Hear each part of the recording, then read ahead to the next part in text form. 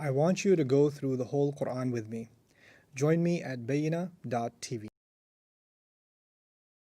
أعوذ بالله من الشيطان الرجيم إذ قالت امرأة عمران رب إني نذرت لك ما في بطني محررا فتقبل مني إنك أنت السميع العليم فلما وضعتها قالت رب إني وضعتها أنثى والله أعلم بما وضعت وليس الذكر كالأنثى وإني سميتها مريم وإني أعيذها بك وذريتها من الشيطان الرجيم فتقبلها ربها بقبول حسن وأنبتها نباتا حسنا وكفلها زكريا كلما دخل عليها زكريا المحراب وجد عندها رزقا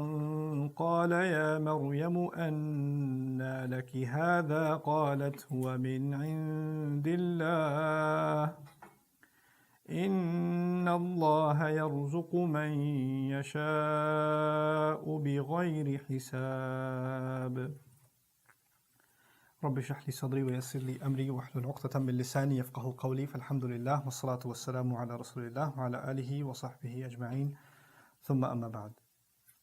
Once again, Assalamu alaikum wa rahmatullahi ta'ala wa barakatuh. There are a few things that I wanted to share about the parallels in this story and the story of Isa alayhi salam before we continue, and also some commentary from our mufassirun on the history of the mother of Maryam salamun alayha that has been mentioned as Imra'at Imran in these ayat. The first thing that I wanted to mention, that Allah chose the family of Imran, and in this family you have two individual roles that are very important. In the original case, it's the mother of Musa alayhi salam, and the father of Musa, his name is Imran, as I keep mentioning. And in that story, there's a baby involved. And in this story, there's also a baby involved. Maryam is going to have a baby. In that story in particular, Allah Azza wa Jal saved that baby by means of his sister, whose name is Miriam. And in this story, it's his mother, Maryam, who is going to come and actually stand by the baby and defend the baby and face the society. That child received the Torah, and then this child, Isa alayhi salam, is going to be receiving Torah and Injil. Actually, وَيُعَلِّمُهُ الْكِتَابَ وَالْحِكْمَةَ وَالتَّوْرَاةَ وَالْإِنجِيلَ. So it's actually the family of Imran paralleled not only in that sense, but also in the sense that at the end of this journey of Banu Israel, it's almost the same events repeating themselves. A child is involved, revelation is involved, a miraculous saving is involved, danger is involved for the mother, and a character named, two times characters named Maryam are involved. So those are some interesting parallels between those two sides. Ibn Ashur actually even argues that perhaps Maryam, the mother of Isa, was named after Miriam, like inspired by the name Miriam of the sister of Harun. So there's those parallels between the two stories as well. The other interesting thing about this ayah, where she says, she's going to actually make dua and say, I seek refuge of Allah for my child. I ask Allah to protect my child. When Maryam was born, she said for Maryam and her offspring. So she says, إِنِّي أُعِيذُهَا بِكَ وَذُرِّيَّتَهَا. We're going to see those ayat. The word dhurriya is a repetition of what we just read, ذُرِّيَّةً بَعْضُهَا مِنْ بَعْضٍ. Allah chose Adam, and Nuh, and the family of Ibrahim, and the family of Imran, and they're all offspring of each other. Dhurriya was used. And now the word dhurriya is being used by the mother. Now interestingly, the word dhurriya in Quran and generally in Semitic literature is not used for mothers, it's used for fathers. And it comes in the context of fathers having children. And also naming children is something that fathers do, traditionally. And in this story, you've got the term dhurriya, her offspring, her lineage, being discussed by the mother. And as a matter of fact, the child is also being named by the mother. She's being named by the mother. And so in doing so, there's a subtle lesson being taught to us about what it means to have a lineage. There's a lineage of family name, descendants, genealogy, and all of that. That's attributed to the father. We take the last names of our fathers, and so on and so on and so forth. Even the Israelites, from where she belongs, they're called Banu Israel because their father's name is Israel, right? So the father is where the identity comes from. But spiritual lineage is different from the paternal lineage. Spiritual lineage is something else. In spiritual lineage, the man and the woman, there's no difference. So even though the child is not going to take her name, but she's still part of the dhurriya that Allah describes as Al Ibrahim and Al Imran. Right? So that's a really powerful distinction Allah has made between how we think of lineage in the worldly sense and how there's actually such a thing as a lineage in the spiritual sense that goes beyond last names. That has nothing to do with the family names that we take. So now, having said that, I want to share with you just some things that have been said about the mother of Maryam. From our traditions, I read to you and shared with you some of the stories about her and her husband from the biblical account and from the Christian text account, even if it's not biblical, if it's extra biblical, like the infancy gospel that I read from yesterday. This comes from Imam Razi, and he's attributing this to Muhammad ibn Ishaq. Inna umma Maryama kana ma kana yahsulu laha walad hatta shakhat. The mother of Maryam could not have a child until she became very old. وكانت يوما في ظل شجرة فرأت طائرا يطعم فرخا له فتحركت نفسها للولد. She says that one day she was just sitting in the garden and she saw a bird fly around and it emotionally moved her and prayed for a child. Like even these birds can have children, offspring, they have a nest and they have eggs, and I can't have one, Ya Allah, give me a child like you've given these birds. What I didn't read to you from the Gospel of James, the infancy gospel, is actually this exact story. She was in a garden, saw birds and started lamenting to God. So, and this is found in Ibn Ishaq, Muhammad ibn Ishaq's literature. So you could see how our scholars were not unfamiliar with biblical literature. Like they were in contact with this stuff. And a lot of that made it into our tafasir. We may not know where it came from, but when you do outside studies, you see, there's parallels between what they're saying and what these other sources are saying. It's really interesting. So then the other piece of this, فَدَعَتْ رَبَّهَا أَنْ يَهَبَ لَهَا وَلَدًا فَحَمَلَتْ بِمَرْيَمَ. So she made dua to Allah that Allah grant her a child, and she became pregnant with Maryam. وَهَلَكَ عِمْرَان. Imran died. Her husband died. فَلَمَّا عَرَفَتْ جَعَلَتْهُ لِلَّهِ مُحَرَّرًا. And when she found out that her husband has died, this is also interestingly kind of alluded to in the story that he died. That she had a child and by that time he had already died. Okay? That she decided to dedicate this child to Allah exclusively. أي خادما للمسجد, to be a servant of the masjid, because that's what her husband wanted. Her husband was constantly giving and serving, and now that he's died, she wants his legacy to be carried on by the child, and that's why she dedicated him in this way, or the supposed boy that she was going to have. قال الحسن البصري إنها إنما فعلت ذلك بإلهام من الله ولولاه ما فعلت كما رأى إبراهيم ذبح ابنه في المنام فعلم أن ذلك أمر من الله وإن لم يكن عن وحي كما ألهم الله موسى فقذفته في اليم وليس بوحي. She's basically saying Allah put something in her heart to want to dedicate the child. It's not just an idea she had to carry on the legacy of her husband, but she actually wanted to dedicate the child because Allah inspired her to do that. It was a form of revelation. And then, Imam Razi makes a distinction between different kinds of revelation. Revelation that comes to prophets and revelation that comes to other than prophets, called ilham, inspiration, a kind of indirect inspiration. And he compares that inspiration to what happened with the mother of Musa, who was inspired to put her baby in a basket by Allah. Right? So that wasn't an idea she came up with. Allah Azza wa Jal basically told her to do that. Okay? And so the same way she has this inclination in her heart, Allah is telling her to put this child in the dedication of Allah's service. The other interesting thing, a benefit of as-Sami' al-Alim I didn't mention yesterday, we saw ذُرِّيَّةً بَعْضُهَا مِنْ بَعْضٍ وَاللَّهُ سَمِيعٌ عَلِيمٌ. And then in this ayah that we read yesterday, فَتَقَبَّلْ مِنِّي إِنَّكَ أَنْتَ السَّمِيعُ الْعَلِيمُ. Except from me, you are the one who is as-Sami' al-Alim. So both the ayahs number 34 and 35 end with the same names of Allah, the hearing, the knowing. And they're in context of dua and of having offspring. So the thing that I didn't highlight before, what I did briefly mention is when Allah talks about prayers for offsprings, as-Sami' al-Alim comes up. That's what I did mention. What I didn't mention is as-Sami' makes sense. Innaka sami'ud du'a. Inna Rabbi la sami'ud du'a. My master hears the prayer. My master hears the call. What's Alim doing there? Alim is actually a balancing of our thoughts about dua. Of course, when we make dua, we pray that Allah listens to our prayer. Allah listens to our worship. So dua, you're calling. The purpose of literally in language, when you call someone, what's the point of calling if the person can't hear you? So the word sami' literally has to do with the call. Right? So there's a connection there that's logical and obvious. But alim isn't obvious. Alim is not obvious. And so Alim is adding a new dimension to the idea. Allah doesn't just hear the prayer. You know how when somebody's in a bad state and you say make dua, Allah listens. Right? Allah listens. Allah listens, everybody needs to hear. But what's this Allah knows? That's in addition to Allah listens. You see, the words we say and the requests we make are coming from our tongue. But even though we're saying some things with our tongue, the state of our heart is not known. Right? So Allah, when He says He's as-Sami' al-Alim, in reference to dua, He's actually listening to our words, but also knowledgeable of our hearts. It's also knowledgeable of our secrets and our actions, because some people can be doing some terrible haram things and then making dua. And nobody knows about the terrible haram things they're doing, but Allah knows that you're making this dua, but with what character? Like, what are you behaving like? Allah knows, and yet you're making dua. So when we call on Allah and we call Him as-Sami'ul Alim, then we're actually acknowledging to Allah, Ya Allah, I'm asking, and knowing full well that you know what state I'm in. And after recognizing that you know everything that I do, I need to be in a position where I can actually be asking you. I need to be in a position of service to you, humility to you, tawbah to you. And that's a state of my heart. And only in that case am I really in a true position to be making dua to you. So as-Sami'u al-Alim are important pairings like that, because they are an act of confession to Allah. The request from Allah is in as-Sami', and the confession to Allah is in al-Alim.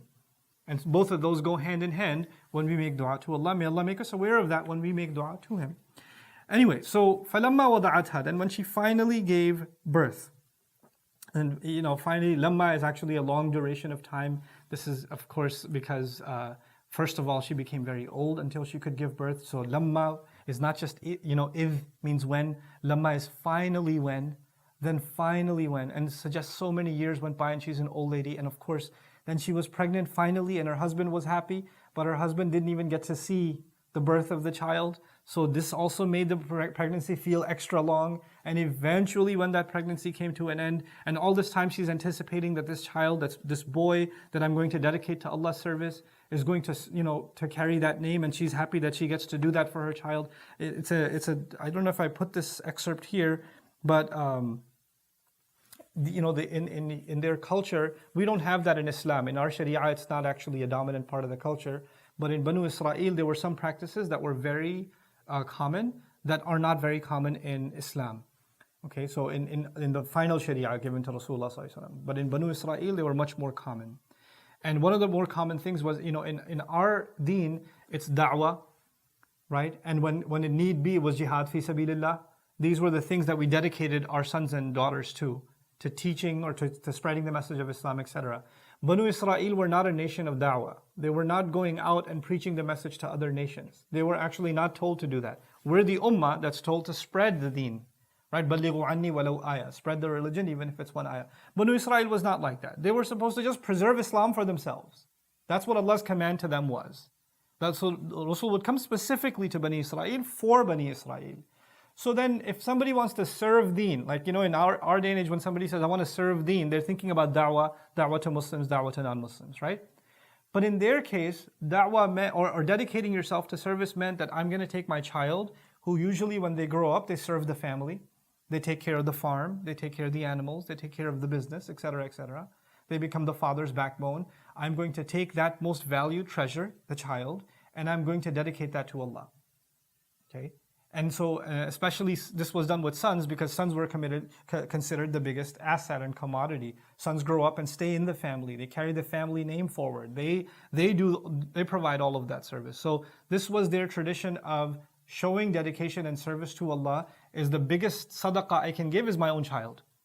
And they would do that in early childhood. Some actually even say that all the prophets of Bani Israel were dedicated like this early on. And when they reach mature age, when they become teenagers, then they're given the khiyar. They're given the option, do you want to stay in service? And you want to stay committed to religious service? Or do you want to live a different kind of life now? Do you want to just go join regular life again? And they have to make that choice at that time. Whichever choice they make, they commit to. In other words, if they decide they're going to stay in service to the temple, the masjid of the time, and teaching the Torah and learning the Torah and all of that, then that's what they do until they die. That's all they're going to do. And if they decide that they're going to come back and serve, and go to the farm or become a trader and all of that, then that's what they're going to do. but that's a life choice. But early on, some of the children were dedicated from childhood on to be groomed for that purpose from the very, very beginning. And this was a tradition that they had. So it's in keeping with that tradition that she made that pledge to Allah. So when she finally gave birth, فَلَمَّا وَضَعَتْ, Allah says, فَلَمَّا وَضَعَتْهَا. Notice the words ha. And this is Allah talking now. So when finally she gave her birth, and the word her referring to Maryam, and notice in the previous ayah you saw the word muharraran. Muharraran is the masculine word, isn't it? So she says, إِنِّي نَذَرْتُ لَكَ مَا فِي بَطْنِي muharraran, because she's expecting a male. So the male word is used, a boy that's been freed up from all service. But when she gave her birth, when she delivered her, قالت, she then said, Rabbi, my master, my God, إِنِّي وَضَعْتُهَا أُنْثَى, I have given her birth, a girl. I'm literally translating, oh my goodness, I've given birth. Seriously, I've given birth to her? A girl? I got the seriously from inna. I said I twice because inni and then wada'tu. And then her is ha. And then untha, a girl. Her shock is captured in inni wada'tuha untha. And she's talking to Allah. Now, it's interesting that she's talking to Allah like that. Imam Razi even says, فَذَكَرَتْ ذَلِكَ لَا عَلَى سَبِيلِ الْإِعْلَامِ لِلَّهِ تَعَالَى. She didn't say that because she was telling Allah. By the way, Allah, it's a girl. Because she says, Master, I give birth to a girl. I just wanted you to know. Like, that's not what she's doing. تَعَالَ اللَّهُ عَنْ أَنْ يَحْتَاجِ إِلَى إِعْلَامِهَا. Allah is too superior to need her to inform him. بَلْ ذَكَرَتْ ذَلِكَ عَلَى سَبِيلِ الْإِعْتِذَارِ. One possible interpretation of this is that she said this in this way to basically apologize to Allah. Ya Allah, I know I made promises and pledges to dedicate my child to the service of the masjid, but it's a girl. It's her, a girl.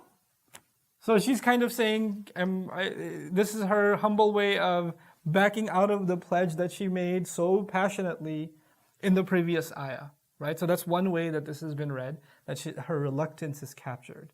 And her shock is captured, and in thus it's an apology to Allah that I can't dedicate this child, obviously, because it's not going to work because it's a girl. The other interesting interpretation of this is that instead of, and there are gradations of emotion. The first emotion is shock, and then after that there's actually even a kind of acceptance. Like, Master, I've given birth to a girl. As if, Ya Allah, you knew what I was going to give birth to, and you decided that this should be a girl, and I'm honored. Like, instead of thinking of it as something less, she thinks of it as something more, something great that's just happened. And so both dimensions of it, and perhaps it's not one or the other, it's perhaps one then the other. Sometimes you first hear the news, you're like, and then you're like, there's some good in it. Allah has some good in it. And your thoughts about it evolve. And that evolution is captured within one sentence in the ayah. So she says, inni wada'tuha untha. And then Allah adds, Wallahu a'lamu bima wada'at. And Allah knows better what she gave birth to, what she delivered. Wallahu a'lamu bima wada'at. Now what's that sentence doing there? One implication of Wallahu a'lamu bima wada'at is ta'ziman li waladiha. This is to inspire and to aggrandize, to make a big deal out of the child that she's given birth to. Allah knows what an incredible birth she's given. It's as if Allah is saying, what an amazing child she's had. And Allah knows better how amazing that child is. وَتَجْهِيلًا لَهَا بِقَدْرِ ذَلِكَ الْوَلَدِ. And Allah is also declaring, I knew better about that child than you did. And when Allah inspired you to pray for a dedication, Allah already knew it's a girl. And you had no idea, but Allah says, I knew better than you that I did. And I inspired you anyway. I motivated you to make that prayer anyway. وَمَعْنَاهُ وَاللَّهُ أَعْلَمُ بِالشَّيْءِ الَّذِي وَضَعَتْ وَبِمَا عَلِقَ بِهِ مِنْ عَظَائِمِ الْأُمُورِ. And it is also said that Allah knows better what she gave birth to and how this baby is going to be related to such great things in Islam. And what great status she's going to have, what an incredible role she's going to play. None of that is known to the mother, that's only known to Allah. وَأَنْ يَجْعَلَهُ وَوَلَدَهُ آيَةً لِلْعَالَمِينَ. And that Allah will make that newborn and the child that newborn will eventually have a miracle for nations to come, for all nations to come. وهي جاهلة بذلك لا تعلم منه شيئا فلذلك تحسرت, and she has no clue that that's the case. The mom has no idea that this is the great plan of Allah, that this woman is going to become a role model and an honor for believing women until the Day of Judgment, and her son is going to be given this miraculous honor, her grandchild, Isa alayhi salam. She has no idea that all of that's going to happen, therefore she's in shock, or she's regretting, why did I make this pledge in haste? وَقِرَاءَةُ Ibn Abbas. There are other readings of the same ayah. وَاللَّهُ أَعْلَمُ بِمَا وَضَعَتْ. There's another qira'ah of this ayah. وَاللَّهُ أَعْلَمُ بِمَا وَضَعْتُ. وَاللَّهُ أَعْلَمُ بِمَا وَضَعْتُ. If you read it that way, then what does وَضَعْتُ mean? I delivered. Meaning, she says to Allah, Ya Allah, it's a girl. Allah knows better what I delivered. I'm not saying I'm informing you, Ya Allah. I know you know better that I delivered a girl. So she's humbling herself immediately after she just spoke in a kind of way, for Arabic students, there are two kinds of sentences in rhetoric. There's khabar and insha, right? And khabar is when you inform, and insha is when you're speaking out of emotion. When you use inna, usually, then it actually suggests khabar, meaning you're informing someone. That's when inna is used. And when you remove inna, then it's typically insha. Now she used inna out of shock, but she used the usloob of this, the style of khabar, even though she meant insha. Now insha means you're speaking out of emotion. So for example, just to make this easy for everybody else, if I say to you, what a great day. What nice weather, even though we don't have nice weather, but or it's hot today. If I just told somebody, or the weatherman said on the news, it is hot today, right? Then he's informing me that it's hot today. But if I stood outside and nobody's around, and I said, it's hot today. Same sentence, but am I informing anyone? No, I'm actually expressing my emotion, right? So sentences, the same sentence could be for informing purposes. The same sentence could be for expressing your own feelings. Now, when she said, I've given birth to a girl. Oh my God, it's a girl that I gave birth to. She's not informing. She's only expressing her emotion. But the style of sentence, Ya, my master, I've given birth to a girl, can also be misinterpreted as her informing Allah. So one reading of the ayah is, Wallahu a'lamu bima wada'tu, and Allah knows better what I gave birth to, meaning I'm not informing you, Ya Rab, you know better. And she's kind of backtracking from what it could be misconstrued as. And so that's the other interpretation of it. There's a weaker narration that doesn't make it to the qira'at al-sab', the 7 readings that are authenticated. Imam Razi attributes it to Ibn Abbas. I can't figure out where he's getting it from, but it's there. It's mentioned that it's also been read by some. Wallahu a'lamu bima wada'ti. Wallahu a'lamu bima wada'ti. And that interpretation would be Allah talked to her and said, Allah knows better what you gave birth to, woman. Because basically he's telling, Allah is not talking to her and saying, yeah, you just said you had a girl, Allah knows better what you had. Okay? So it's directly talking to her. But the more common reading, and the most common reading, is what we read mostly in the Mus'haf, which is Wallahu a'lamu bima wada'at. That's the most common way of looking at it. So Allah knows better what she gave birth to, and Allah Azza wa Jal, when He says that, there's another switch. And that's وَلَيْسَ الذَّكَرُ كَالْأُنْثَى. Another complication in this ayah. وَلَيْسَ الذَّكَرُ كَالْأُنْثَى. The common translation of this ayah is, boys are not like girls. The male is not like the female. And then people write a thesis on the male is not like the female. Here is how boys are, better or whatever. Boys are not like girls. And the problem with that is when we take a statement from the Qur'an that is part of an ayah, within an ayah, and within that ayah is playing a particular role, and then we pretend that it's not playing a particular role, it's actually a universal truth for all humanity to bear. If she's speaking, and what's her context? She wanted to dedicate this child to the service of the masjid. And in that service, who's suitable? Boys or girls, typically? Boys. And in that context, she says, a boy is not like a girl. The male can do what the female can't in this role.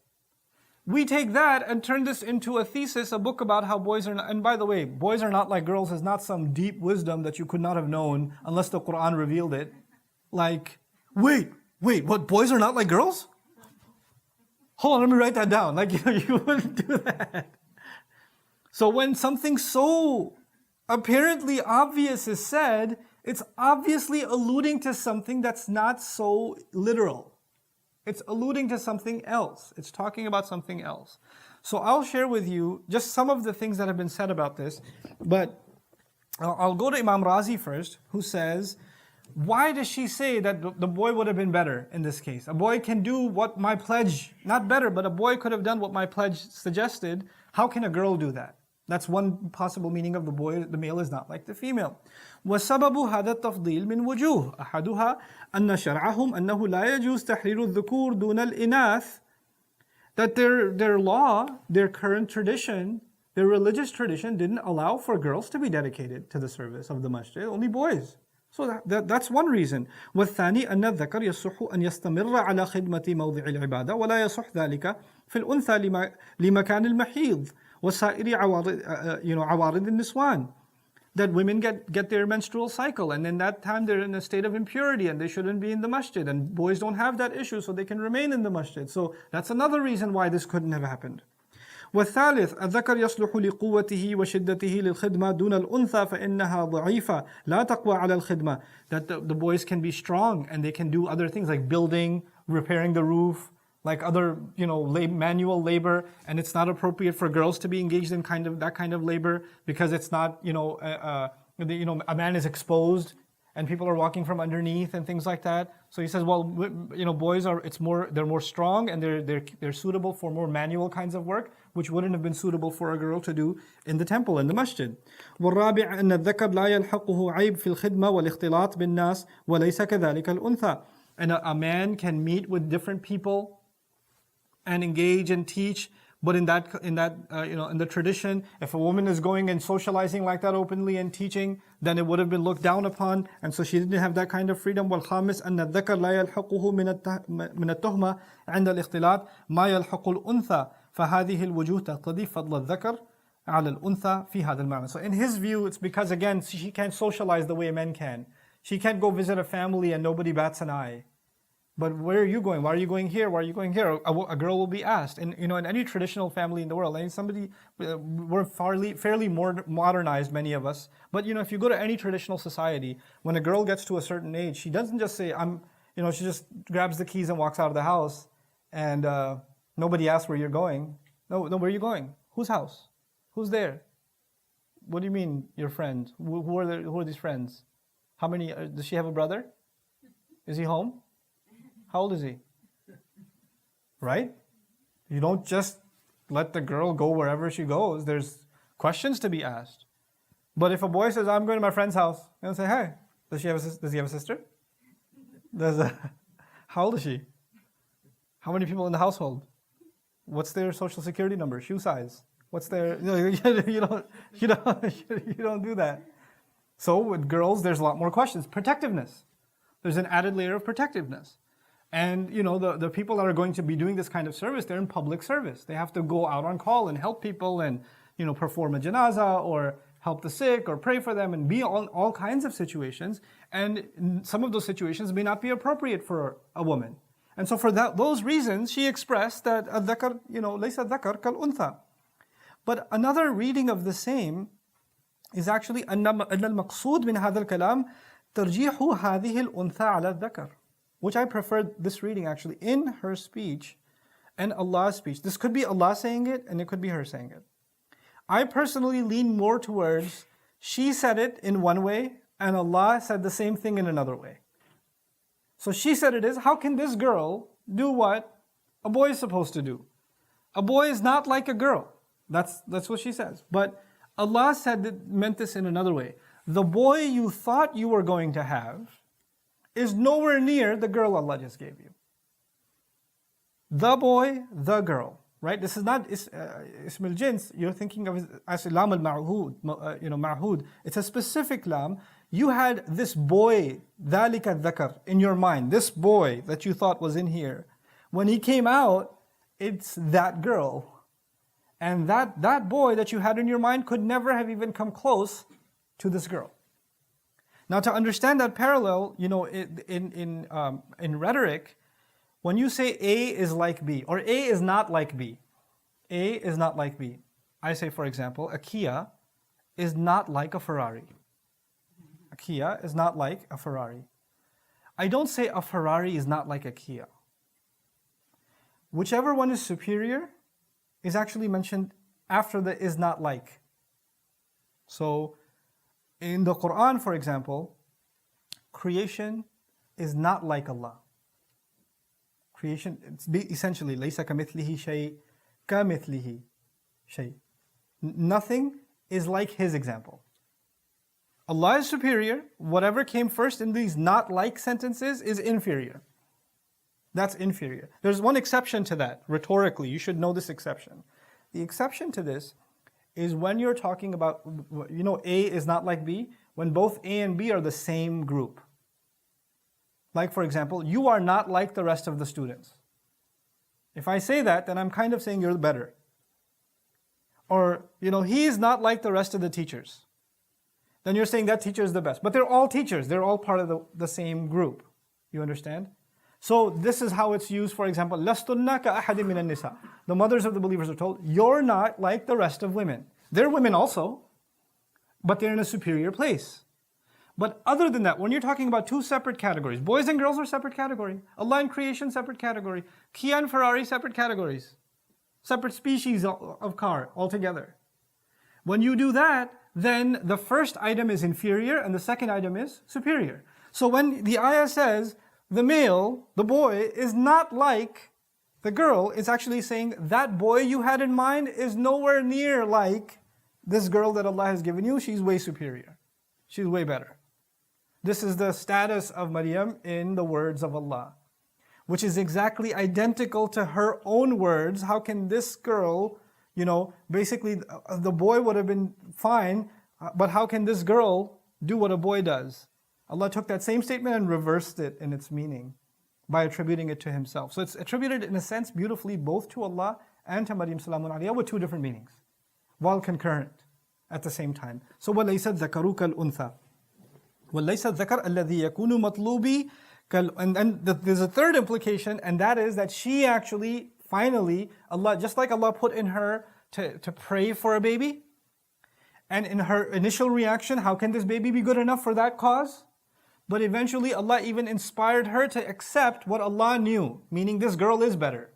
And so Imam Razi talks about this and says, in her mind eventually what happened, كَأَنَّهَا قَالَتْ, as it is as though she finally said, الذَّكَرْ مَطْلُوبِي, a boy is what I wanted.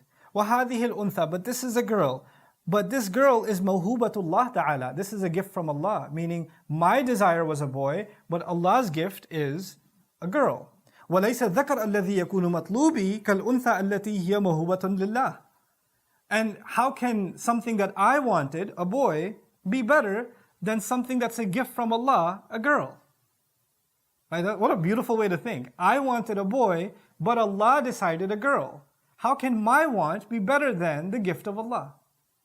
Everyone who ever has a daughter should think like this. Everyone who ever has a daughter, how can what I want, because some people just want a boy, and as soon as it's not a boy, next time, how can what I want be better than what Allah gifted, And so she says, وَهَذَا الْكَلَامِ يَدُلُّ عَلَى أَنَّ تِلْكَ الْمَرْأَةَ كَانَتْ مُسْتَغْرِقَةً فِي مَعْرِفَةِ جَلَالِ اللَّهِ. It is as though this statement of hers is illustrating how this woman was completely immersed in Allah's glory. The greatness of Allah was never lost on her. عَالِمَةً بِأَنَّ مَا يَفْعَلُهُ الرَّبُّ الْعَبْدِ خَيْرٌ مِمَّا يُرِيدُهُ الْعَبْدُ لِنَفْسِهِ. Always aware that what Allah does, what the master does with the slave, is always going to be better than what the slave wants for himself. That's what she was aware of when she says, وَلَيْسَ الذَّكَرُ كَالْأُنْثَى. وَاللَّهُ أَعْلَمُ بِمَا وَضَعَتْ وَلَيْسَ الذَّكَرُ كَالْأُنْثَى. And so, I've mentioned her husband had died, and typically the tradition was that children were named by the father, but the father had died. So it was her job now to name this child. So Allah Azza wa Jal actually goes out of His way to mention وَإِنِّي سَمَّيْتُهَا مَرْيَمَ, and it is certainly it's me now, and it's إِنِّي سَمَّيْتُ is actually not just for izalatu shak, but it's actually now only I'm left to do this. Nobody else can do it because my husband's not there anymore. So I'm in fact the one that's going to have to name her, and I'm naming her Maryam. I'm giving her the name Maryam. Inni sammaytuha Maryam. Wasm is the original letters for tasmiyah. Samma yusammi tasmiyatan. There's actually in complex grammar, sometimes what happens is you have something that started mithal, waw, sin, and meme. But when it moves from one family to another, then the waw moves over to the end. So it became samma yusammi tasmiyatan. So the root letters are not sin, meme, and waw. It's actually waw, sin, and meme. Those are the original meanings, okay? But there's some argue that no, you can go back to sin, meme, and waw also, which is sumuwun. And sumu means elevation. I have elevated her as Maryam. That's one possible shadh meaning, but possible. I have elevated her. And by the way, that's where the word sama comes from. High elevation, okay? So I have elevated her as Maryam, or I have named her Maryam, okay? And wasam actually means marks or signs or qualities. So I'm dedicating her qualities to be that of a Maryam. So it's actually Maryam is her name, but the word Maryam means certain things that she's hoping become part of her personality. Okay, so that's why she's naming her Maryam. وفيه أبحاث. البحث الأول أن الظاهر الكلام يدل على ما حكينا من أن عمران كان قد مات في حال حمل حنة بمريم. Hannah was her name, Saint Anne they call her in Christian tradition. In Tafsir literature we call her Hannah. Okay, and that her husband had died, which is why she took on this task. فلذلك تولت الأم تسميتها لأن العادة أن ذلك يتولاه الآباء. That the norm was for fathers to do that, but she did that. Okay, now let's talk a little bit about the meanings of the name Maryam, because Allah made it a big deal to actually mention this part of the story. Like a child was born, okay, move on. But no, a child was born and the name is Maryam. So you'll find some names in the Quran, Allah goes out of His way to mention the naming. Right? Ismuhu Yahya. Al-Masihu Isa ibn Maryam. Like going out of the way to mention the naming of someone. Then those names become very important and the meanings behind them become important because Allah is actually highlighting those meanings. So the name Maryam has often been misconstrued as basically taken on a Greek form of the Hebrew name Miriam. So the Hebrew name is actually Miriam, and Miriam is the sister of Harun and Musa. The girl that followed along the river when the basket was floating, her name was Miriam, okay? Miriam comes from the root letters in Hebrew that are the closest in Arabic to mira, mim, ra, and ya. Mara yumari mira'an wa mumaratan is used to argue, debate, to rebel. These are the meanings of the word. She's given that meaning. We believe that that name applies to her because she defied even the greatest king and went out there and broke their law and said, I know someone who can take care of him, and basically lied to the cops to get her family in. And she was defiant like that in the face of this military campaign. But they actually take a different meaning of Miriam, the original. We're talking now not of Mary, mother of Jesus. We're talking about Miriam, sister of Musa. Right? So the Jews actually say that she was called that because she's a rebel and because she was a rebellious sister, cursed with leprosy for questioning Moses' messengership and criticizing his marriage to an Ethiopian woman. It's not an Ethiopian woman. It's actually, he married in Madian and he married an Arab woman. But for the Banu Israel to accept that she was from Madian and she was an Arab was far worse, so they went with Ethiopian. So Quran clarifies that issue too. But anyway, in Numbers, in the Bible, Numbers, chapter 12, 1-16, you find her basically dissing Musa alayhi salam. And so they say she's rebellious, that's why her name was Miriam. So it's not a good name to them. So they think of it as in a bad sense. In any case, the interesting thing is that at the time of Isa alayhi salam, Hebrew was not the language. Hebrew was one of the languages, language of scripture, but the language dominant now among people was actually Aramaic. And Maryam is actually not Hebrew, it's actually Aramaic. It has an Aramaic origin. And it's made up of two parts, Mari and Am. Mari and Am. And Mari is actually God, or Rabb, in Aramaic. And Am is similar to Arabic like Amma. If you've ever heard the phrase Amatullah, Amatullah is the feminine version of Abdullah. What does Abdullah mean? Slave of Allah. Amatullah is basically in Aramaic Maryam. I am elevating her to a servant of God, a Maryam. I am naming her a servant of God. What was the purpose of Nadhr? That she's going to be constantly in the service of Allah. Literally, someone in the service of Allah and enslaved to Allah for His service and His service alone would be called a Maryam in Aramaic. And so that's what she names her child. The spelling of Mary's name in the 4 Greek Gospels, I'll skip this part, I'll just go to the end. Amazingly, the sentence when she says, I have named her Mary, would have been literally translated Mari Amma. Mari Amma, I have named her a servant of Allah. Lord, a female servant. That literally would have been the translation. Rabbi, inni samaytuha Maryam, Master, it's a female servant. I'm okay with that. You know what? Then the rest of the ayah makes sense too. This girl is like no other boy, and it's okay. She can be a female servant of Allah. Even though everybody else is supposed to be a male servant of Allah, I name her and I dedicate her to be a female servant of Allah. It's her dedication, her nadhr now reaffirmed, just by the name that she gave, Maryam salamun alayha.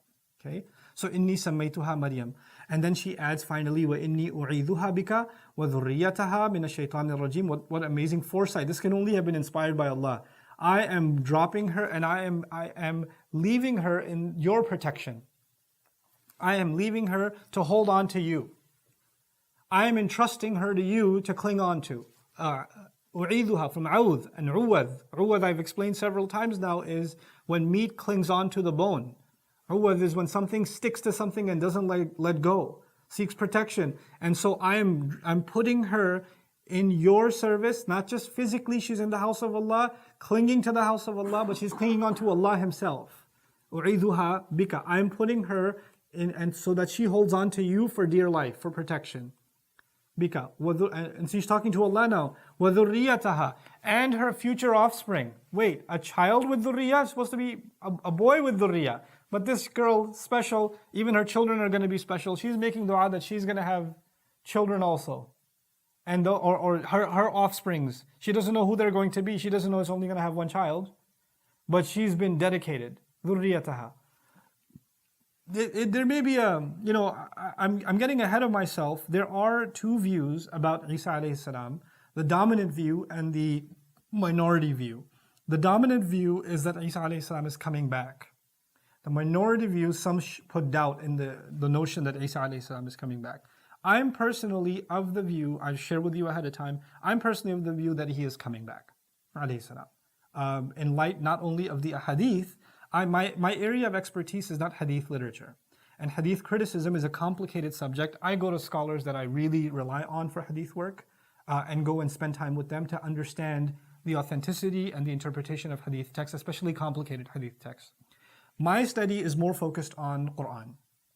And it seems to me that in Qur'an studies, the return of Isa alayhi salam is mentioned in implicit ways.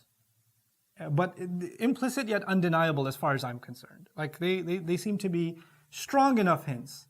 Allah Azza wa Jal inspired this woman to do several things very accurately. And one of the things He inspired her to do accurately is to say that I'm dedicating this child in your service, and not just this child, her future lineage, her offsprings, plural, dhurriya. Now we only know of one of her children, which is who?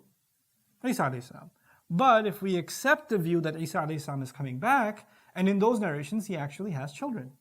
He gets married and has children, which is a continuation of her dhurriya. And so there is a connection to the wording that she used in a very subtle way, possibly linking it to the future life of Isa alayhi salam after his return. So inni u'idhuha wa dhurriyataha bika. It's also interesting that Isa alayhi salam is always in high conflict situations. When he was here on earth, then he was surrounded by schemes, shaitani schemes that were trying to kill him. And when he comes back, things are much easier. Well, no. When he comes back, then he's again like directly facing the closest thing to shaitan in flesh form. So there's a lot of that parallel too when she says, I'm dedicating this child and her offspring into your refuge against a shaitan al-rajim. I haven't ever done a tafsir discussion on A'udhu billahi minash shaitan al-rajim. Even when I taught the Fatiha, I started with Alhamdulillah. I've written an article on the Basmala. I didn't really talk a lot about A'udhu billahi minash shaitan al-rajim, but a couple of things, because it's come up now, that I'll mention in passing. That I think everybody should know. The word ash-shaytan has two possible origins, shatana or shata. Okay, so the root letters are either sheen, ta, and noon, or sheen, ya, and ta. Okay, those are the two possible meanings.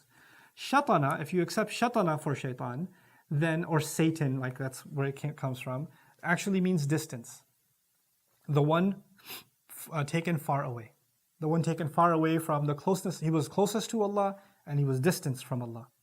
He was matrud, he was cast off, right? And that's what makes him distant.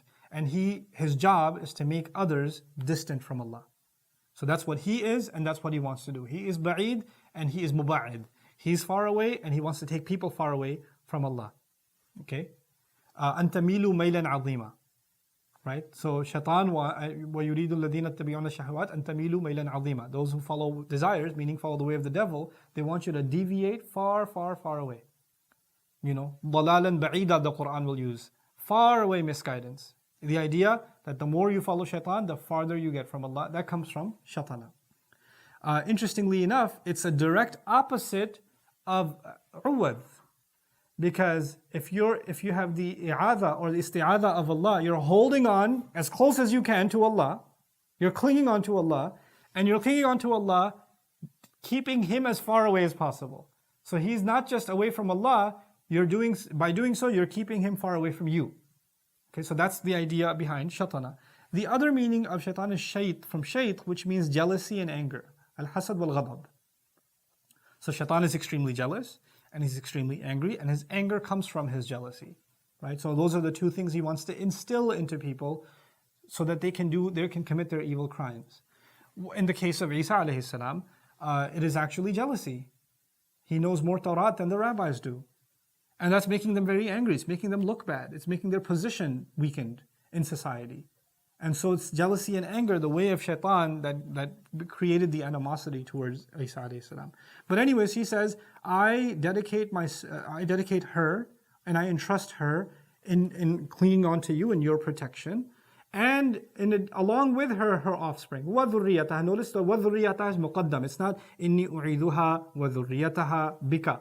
It's إِنِّي أُعِيذُهَا بِكَ وَذُرِّيَّتَهَا. So this is واو للمعية. It's along with her offspring. Not just her offspring too while I'm at it. So she adds that in. Just like, Allah said, وَإِذْ يَرْفَعُ إِبْرَاهِيمُ الْقَوَاعِدَ مِنَ الْبَيْتِ وَإِسْمَعِيلُ. Like it's Ismail at the end. Along with Ismail. So here there's along with her future lineage and her future offspring from the shaitan. And then the next word is ar-rajim. And rajim is it's the fa'il form for the maf'ul meaning. Marjum. Rajama, to pelt, to throw stones. Rajman bil ghayb in Surah Al-Kahf, right? So the idea of rajim, someone who's been shooed off, cast off, the one who is stoned as he comes near. Not only is he far away, every time he tries to come near, he's shot at. You know the idea of forts and fortifications that have catapults back in the day. Nowadays you have secure buildings with snipers on the roof and stuff like that. So if enemies come near, they're shot away. You can't even approach the vicinity. There's a secure perimeter, not just the building, but there's a secure perimeter. And the idea of the perimeter being maintained is captured inside rajim. Like he can't even come near without being marjum. Every time we say A'udhu billahi minash shaitanir rajim, not only is he distanced because he's meant to be shaitan, he's also pelted far away from us. So he stays away and he's hurt every time we say that. And rajim is a constant. So he's already distanced from Allah, but when we say that, he's distanced from ourselves. So she dedicates her child and her offspring from that protection. And it's, interestingly enough, in Banu Israel, the punishment for adultery and having an illegitimate child was being stoned, right? And it's a kind of a strange foreshadowing that I'm asking your protection from this one who's supposed to stay away. And notice the theme of being distanced, the theme of being stoned, right? Maryam had to go away. She had to go away from the land to have her child. And then when she came back, she was worthy of being stoned according to some.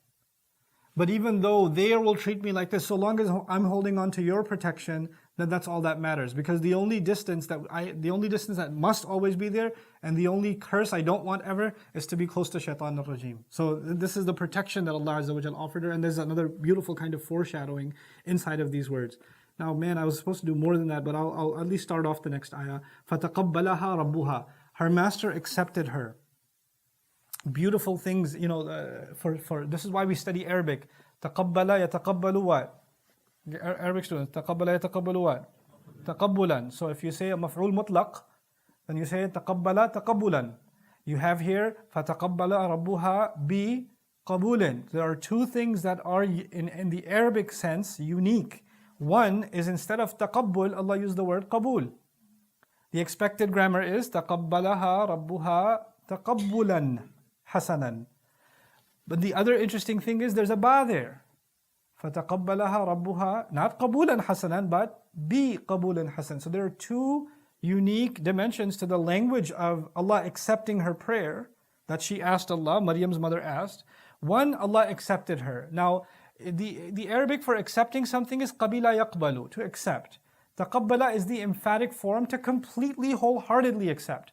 But there's another dimension to that word. I'll read actually what Imam Razi says because he captures this beautifully. أن لفظ التقبل وإن أفاد ما ذكرنا إلا أنه يفيد نوع التكلف على خلاف الطبع. The word تقبل, if you add it, like if I say تعلمته تعلما, as an example, actually means I learned it by working really hard. But it's not just I totally learned it. You totally learned it is already in ta'allamtuhu, because it's already mubalagh of alimtuhu. When you added ta'alluman, you're saying I made a lot of effort in learning this. So there's a piece of takalluf, extra effort or burden that you took on to accomplish that when you add the maf'ul mutlaq of this family, of tafa'ul family. Okay? Tahallama, tahalluma, tasabbara, tasabburan. Oh man, he went out of his way to show patience. It was an extra effort for him to show that patience. That wouldn't have been appropriate for Allah. That Allah accepted completely is good, but Allah accepted completely and it was a pretty tough thing to do. That's not acceptable to say for Allah. So taqabbulan wouldn't even work. You would have to say qabul. And so so I'll just read it so you guys can hear what he's saying. وَأَمَّا الْقُبُولُ فَإِنَّهُ يُفِيدُ مَعْنَى الْقُبُولِ عَلَى وَفْقِ الطَّبْعِ. It's actually natural acceptance, not an effort-based acceptance when you say the word قبول. فذكر التقبل ليفيد الجد والمبالغة ثم ذكر القبول ليفيد أن ذلك ليس على خلاف الطبع. He first mentioned taqabbul because it's serious. Allah totally accepted it, wholeheartedly accepted it, completely accepted her prayer. Not one part of her prayer was not taken, which is why it makes me go back to the word dhurriya and say Allah accepted dhurriya, not just ibn. Right? Because Allah says He totally accepted everything she said. And then on top of that, He says, and then He used the word qabul because that's the more natural word to use. Allah accepted it. But then what is the ba doing there? Ibn Ashur mentions that the ba here is an additional kind of mubalagha to even the maf'ul mutlaq. And what it does is it creates a tasweer, a surah, a picture. Allah accepted her, and in addition to accepting her prayer, Allah added another acceptance that she didn't even ask for. Bi qabul, Allah accepted her along with another beautiful acceptance. Another beautiful acceptance. So there's an acceptance that she didn't even imagine that is coming as part of her prayer. That Allah Azza wa Jal protect her and her offspring. And that maybe is a suggestion to, she didn't know that she's going to have risala in her childhood, in her offspring. That a messengership will come in her offspring. She didn't know that she's going to have ruhullah, ruh minhu, Isa alayhi salam, in her offspring. She didn't know that she's going to have the book of Allah, a book of Allah coming in her offspring. Those are beyond imagination. You can ask, give me a good child, give me a prophet. Who's going to ask that? That's beyond our capacity to ask. That's something Ibrahim alayhi salam asked. In all of my lineage, at least give them one messenger. Right? And here she didn't even know. And so Allah says, in addition to answering her prayers, I gave her way more than that. Bi qabulin. And then of course the acceptance of risala and revelation coming. And then the special role of Isa alayhi salam, not only of being a messenger of Allah and one of the ulul azmi min ar-rusul, one of the great messengers of the most phenomenal resolve, of the five, he's one of the five, then on top of that, to him also be the confirmer of the final messenger, وَمُبَشِّرًا بِرَسُولٍ يَأْتِي مِن بَعْدِ اسْمُهُ Ahmad. Like, I'm going to tell you that his name is Ahmad. He's the one who actually, every messenger knew the final messenger is coming. He was given the name to. He was given Ahmad. He was told to be that. And then to not only be that, but to actually have the honor of coming back and confirming the Risalah of Rasulullah. I mean, these are honors that are beyond, one after the other. And so in illustrating that, Allah adds qabulin hasanin, a beautiful acceptance. And in addition, an acceptance that's far more beautiful than imaginable. And that's really where you appreciate the use of the word hasan here, because Risala is the most beautiful thing. Revelation is the most beautiful thing. So, فَتَقَبَّلَهَا رَبُّهَا بِقَبُولٍ حَسَنٍ. And so I'm going to leave you with this next phrase, وَأَنْبَتَهَا نَبَاتًا حَسَنًا. Again, a play on Masadir. أَنْبَتَهَا إِنْبَاتًا. أَنْبَتَ يُنْبِتُ إِنْبَاتًا, but it's أَنْبَتَهَا نَبَاتًا. Nabata is to grow. When a plant grows, we call it nabata. When you grow a plant, when you're the farmer, then you're doing the act of أنبتا. يعني أنبتَ النبات. You grew it. When he says أنبتها, he compares Maryam salamun alayha to the growing of a plant, the maturing of a plant. Now you have to really, when this kind of an imagery is suggested, you have to take pause and forget about Maryam for a moment. Just think about a plant. Just don't think about Maryam, just think about a plant. What does a plant need to grow properly? It needs something from underneath. It needs good soil. And a healthy plant cannot grow if the seed itself is corrupt.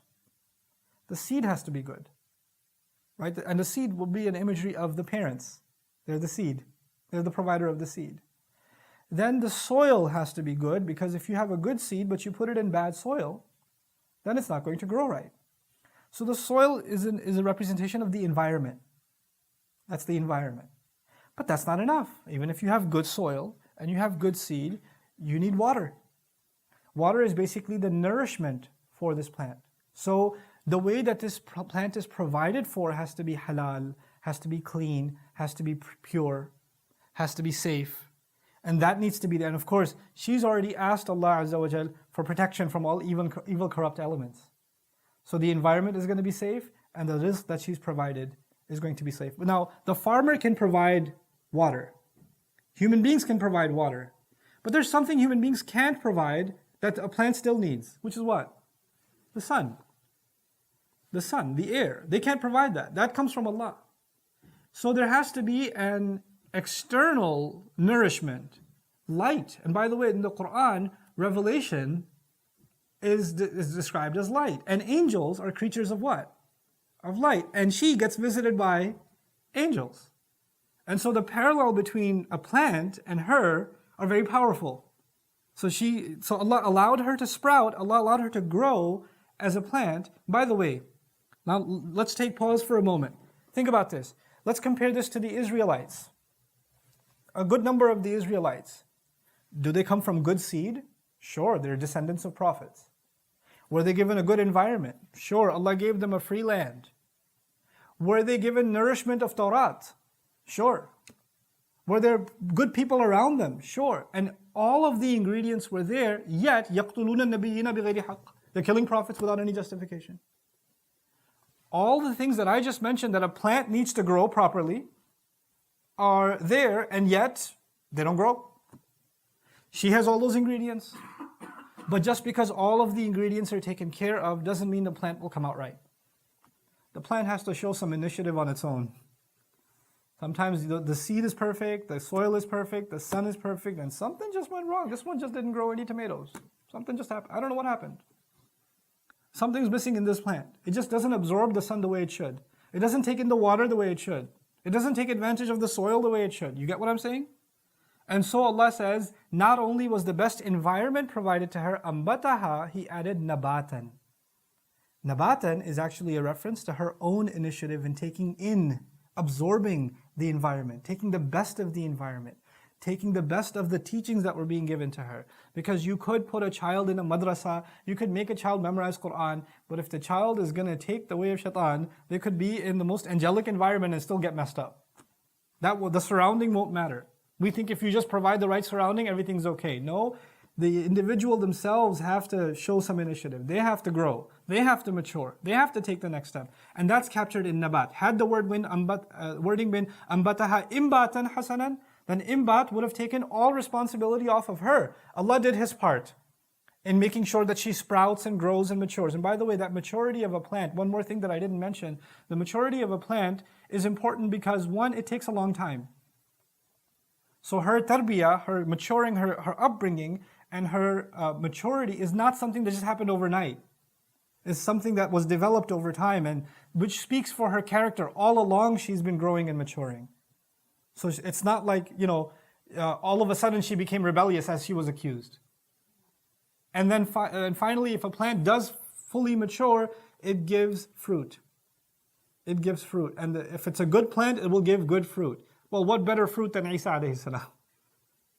Right? And what better spiritual fruit than the lessons of sabr and the lessons of tawakkul and the lessons of turning to Allah that she taught us, that we're still, the fruits of her life and her struggles, we're still eating from. Those are the fruits she left behind. So that's the parallel to this, in brief language, ambataha nabatan, and then of course hasanan again. Qabul hasan, nabat hasan. There's a parallel made between the two, and this is where I end with, that Allah Azza wa Jalla is now mentioning or describing to us. Before, it was her dua of offspring that was accepted in the most hasan way, along with a hasan, a beautiful acceptance. And now there's a beautiful upbringing. Actually, Allah is saying, this is the answer to her prayer also. This is in addition to her prayer that Allah Azza wa Jalla provided her this nabatan hasanan wa kaffalaha Zakariya. Okay, I could keep going, but we got to pray. So, barakallahu li wa lakum fil Qur'an al-Hakim wa nafa'ani wa iyyakum bil ayati wa dhikr al-Hakim. Assalamu alaikum wa rahmatullahi ta'ala wa barakatuh.